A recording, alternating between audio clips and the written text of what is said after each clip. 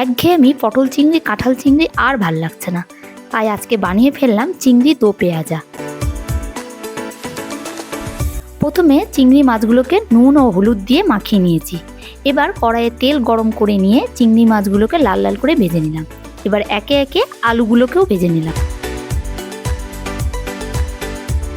এবার বড় করে কেটে রাখা পেঁয়াজগুলোকেও হালকা ভেজে নিলাম। এবার ওই একই তেলের মধ্যে শুকনো লঙ্কা, তেজপাতা, জিরে ফোড়ন দিয়ে কেটে রাখা পেঁয়াজ কুচিগুলো দিয়ে লাল লাল করে ভেজে নিচ্ছি। তার সাথে টমেটো কুচিগুলো দিয়ে অল্প নাড়াচাড়া করে নেব। এবার আদা ও রসুন বাটাটা দিয়ে একটু কষিয়ে নেব। আদা রসুনের কাঁচা গন্ধটা চলে গেলে তার মধ্যে জিরে, ধনে, লঙ্কা বাটা দিয়ে ও সামান্য জল দিয়ে ভালো করে মিনিট 10 কষিয়ে নেব।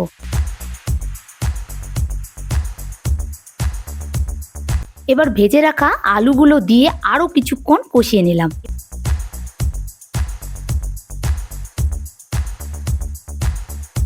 এবার এর মধ্যে ভেজে রাখা চিংড়ি মাছ ও পেঁয়াজগুলো দিয়ে আরেকটু নাড়াচাড়া করব।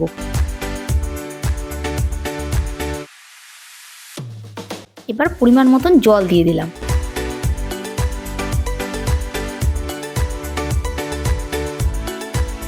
এর মধ্যে ধনেপাতা কুচি, গরম মশলা ও গোটা কয়েক কাঁচা লঙ্কা দিয়ে গ্রেভিটা একটু ফুটলেই নামিয়ে নেব। আমাদের চিংড়ি দো পেঁয়াজা রেডি।